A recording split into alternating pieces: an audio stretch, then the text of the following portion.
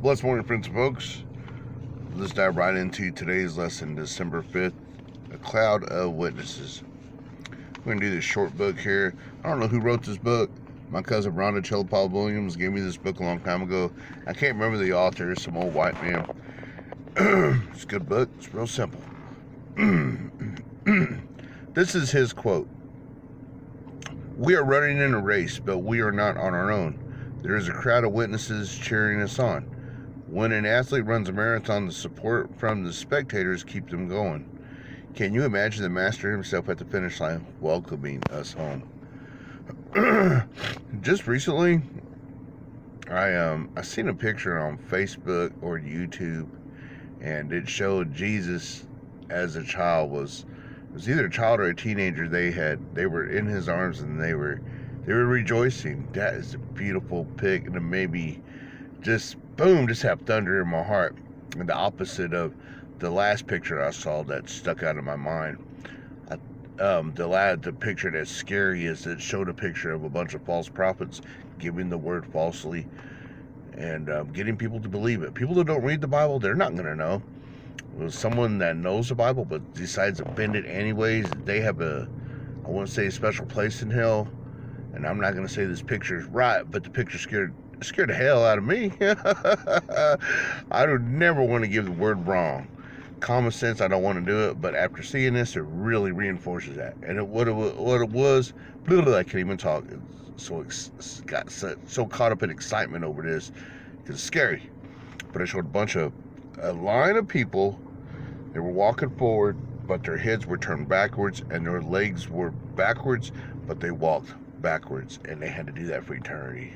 That's scary. I forgot where I seen that at, but I read some other things, but that sticks out of my mind. And on the flip, man, you run that race, you go right into the arms and the Dakalakoshet of Jesus Christ. There was no further ado, let's dive right into Hebrews. "Therefore, since we are surrounded by such a huge crowd of witnesses to the life of faith, let us strip off every weight that slows us down, especially the sin that easily trips us up. And let us run with endurance the race God has set before us. We do this by keeping our eyes on Jesus, the champion who initiates and perfects our faith. Because of the joy awaiting us, he endured the cross and disregarded its shame. Now he is seated in the place of honor beside God's throne.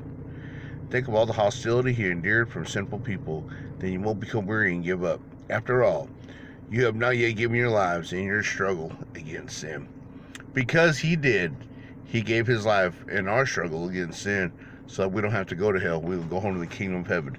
We can give the word righteously by his way higher than always as our high priest, so we're not some false prophet in hell burning forever, walking backwards with their heads backwards, because they did everything backwards. It's so messed up. But what is so right is just simply believing that Jesus died upon a cross, Calvary. You didn't see it, I didn't see it, but we know it's true.